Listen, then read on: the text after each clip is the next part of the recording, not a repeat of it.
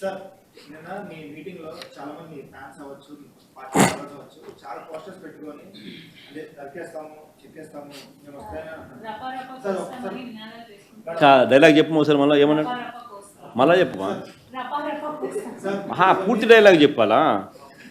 పూర్తి డైలాగ్ చెప్పది ఏంది? మళ్ళీ కొంచెం మైక్ తీసుకొని చెప్పు, బాగా వినపడుతుంది నాకు. ఏం జాతరలో? మళ్ళీ చెప్పు. గంగమ్మ జాతరలో పొట్టేళ్ళ తలకాయలు కోసినట్టు రప్ప రప్ప రప్ప రప్ప ఏంది? రపా రప రపా రప నరికేస్తాం. అది ఒక పోస్టరా? అదే సినిమా డైలాగ్ అనుకుంటా స్వామి. యా cinema dialogue? Pushpa 2 sir. Pushpa cinema dialogue అది. మరి నువ్వే చెప్తున్నావు స్వామి. అంటే ఇప్పుడు పుష్ప సినిమా డైలాగులు పెట్టినా కూడా తప్పేనా? అసలు డెమోక్రసీలో ఉన్నామా, డెమోక్రసీలో లేమా స్వామి మనం? ఇది నాకు అర్థం కాదన్నా. అంటే పుష్ప సినిమా డైలాగులు పెట్టినా తప్పే, పుష్ప ఫోటోలు పెట్టినా తప్పే, గడ్డ మిట్టనే తప్పే, గడ్డ మిట్టనే తప్పే. ఏంది స్వామి ఇది? ఏ ప్రపంచంలో ఉన్నాము? ఇదంతా డెమోక్రసీలో ఉన్నామా, డెమోక్రసీలో లేమా? సార్, ఆ పోస్టర్ పట్టుకున్న అతను కూడా టీడీపీ కుర్రాడు సార్. అంతకుముందు టీడీపీ నాయకుడితో కలిసి దిగిన ఫోటోలు కూడా బయటకు వచ్చాయి. అతను టీడీపీ కార్యకర్త, టీడీపీ సంబంధించిన మెంబర్షిప్ కార్డు కూడా ఉంది అతని. కానీ అతను మీ పార్టీ సంబంధించిన వ్యక్తిగా ఆ మనిషికి టీడీపీతో ఇంతకుముందు గతంలో తిరిగిన ఫోటోలు కూడా ఉన్నాయా? మెంబర్షిప్ కూడా ఉంది సార్. మెంబర్షిప్ కూడా ఉంది సార్. ఆ టీడీపీ సభ్యుడు కూడా మెంబర్షిప్ కూడా ఉన్నాడా? అంటే దాని అర్థం వీళ్ళే పెట్టించినారా? పెదకూరపాడు నియోజకవర్గం సార్. ఓ టీడీపీ సభ్యత్వం కూడా ఉందా మరి? మనది బాగా చూడండి అబ్బా. అయితే సభ్యత్వం కూడా ఉందంట.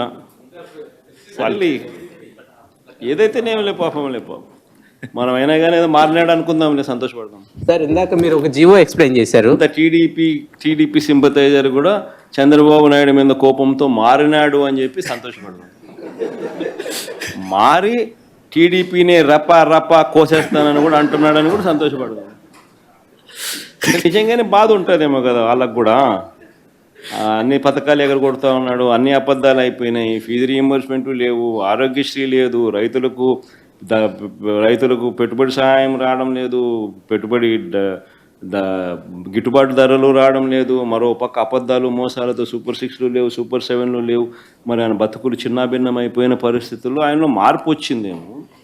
వచ్చి ఆయన కూడా టీడీపీ యాక్టివ్ మెంబర్ అయినా కూడా వైసీపీలోకి తాను చేరి టీడీపీ వాళ్ళ ఫోటోను, టీడీపీ వాళ్ళ మీద ఆయన ఆక్రోశం చూపిస్తూ ఏమన్నాడు? ఏ జాతరలో? గంగమ్మ జాతరలో పొట్టేళ్ళు తలలు నరికినట్టు రపా అని నరుకుతానని చెప్పి ఆయన అంటానంటే దాని అర్థమైంది. మరి చంద్రబాబు నాయుడు అనే వ్యక్తి ఇంత మోసం చేస్తూ ఉన్నాడు కాబట్టి ప్రజలు అంత కోపాన్ని చూపిస్తూ ఉన్నారు. అందులో వాళ్ళ కార్యకర్తనే వాళ్ళ నుంచి మారి వైసీపీలోకి వైసీపీ కార్యక్రమంలో పాలు పంచుకొని మన అభిమానస్తుడై నెక్స్ట్ టీడీపీ ప్రభుత్వంలో టీడీపీ వాళ్ళను రపా ఏం జాతరలోది? గంగమ్మ జాతరలో ఏం పొట్టేలు తల నరికినట్ట రపా నరుకుతాను. మంచిది కదా. నాడు పర్యటన సంబంధించి టీడీపీ నాయకులు ఆరోపణలు చేస్తున్నారు. మీరు విగ్రహావిష్కరణ కోసం వెళ్ళినట్టు కాకుండా దండయాత్ర చేసినట్టు ఎందుకు వెళ్ళారనేది ఒక ప్రశ్న. రెండోది, మీరు ఎక్కడికి వెళ్తే అక్కడ కేసులు కూడా పెడుతున్నారు. పొదిలి వెళ్తే రైతుల మీద 24 మంది మీద కేసులు పెట్టి అరెస్ట్ చేశారు. నేను అమ్మడి రాంబాబు వారి మీద కూడా కేసులు పెట్టారు. ఈవెన్ ఆ తండ్రి మీద కూడా కేసు పెట్టారు సార్. విగ్రహావిష్కరణ ఇప్పుడు నాగమల్లేశ్వర తండ్రి పైన కేసు పెట్టారు, అక్కడ ఉన్న వైఎస్ఆర్సీపీ కోఆర్డినేటర్ పైన కేసు పెట్టారు. ఈరోజు ఆశ్చర్యం కలిగించే విషయము, ఆయన మా పార్టీకి సంబంధించిన ఉప సర్పంచ్, చనిపోయినాడు. పోలీసుల హరాస్మెంట్కు లోనై చనిపోయిన నేపథ్యంలో ఆ ఉప సర్పంచ్ తండ్రి ప్రైవేట్ కంప్లైంట్ కూడా లాంచ్ చేసినాడు. కోర్టు నుంచి కూడా ఉత్తర్వులు తీసుకొచ్చినా కూడా ఆ సిఐ రాజేష్ అనే వ్యక్తి మీద ప్రైవేట్ కంప్లైంట్ లాంచ్ చేసి కోర్టు నుంచి ఉత్తర్వులు తీసుకొచ్చినా కూడా ఇంకా కేసు కట్టలా. అలాంటి ఆయన బాధలో భాగస్వామిని అవుతూ నేను మా పార్టీకి సంబంధించిన మా వాళ్ళ ఇంటికి నేను పోవడం తప్ప అని అడుగుతా ఉన్నా. ఆయన విగ్రహం పెట్టింది ఆయన కొడుకు విగ్రహం, అది పెట్టుకునింది ఆయన సొంత స్థలంలో, అది ఆయన ఇంటి పక్కన, అది ఆయన ఇష్టము.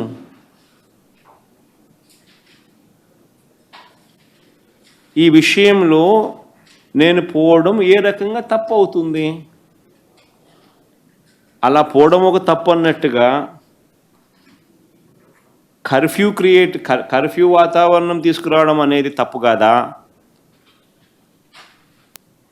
అలా పోవడం తప్పు అన్నట్టుగా ఆ పోయిన ఆ ఏ ఇంటికైతే నేను పోయానో ఆ ఇంట్లో ఉన్న పెద్ద ఆయన, ఆ వెంకటేశ్వర అనే పెద్ద ఆయన మీద కేసు పెట్టడం ఎంత మటుకు ధర్మం ఇది?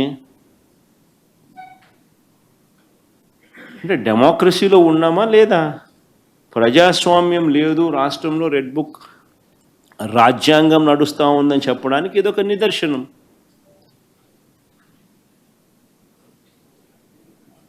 ఇంతకన్నా ఘోరమైన అన్యాయమైన రాజకీయ పరిస్థితులు బహుశా ఎక్కడ ఉండవు, ఒక మన రాష్ట్రంలో మాత్రమే ఉంటాయి. సార్, రాష్ట్రంలో వివిధ అంశాలకు సంబంధించి మీరు పర్యటనలు చేస్తూ ఉన్నారు. అయితే మీ పరామర్శలు కానీ మీ యాత్రలు కానీ ఇవన్నిటిని కూడా law and order situation create చేస్తూ ఉన్నాయి, శాంతి భద్రతలకు విఘాతం కలిగిస్తున్నాయని అటు ప్రభుత్వానికి సంబంధించినటువంటి ప్రతి వాళ్ళు మాట్లాడుతున్నటువంటి పరిస్థితి సార్. లా అండ్ ఆర్డర్ సమస్యలు ఎవరు క్రియేట్ చేస్తున్నారు స్వామి? నేను పోతాను, కలుస్తాను, వస్తాను, వీళ్ళకేం సంబంధము?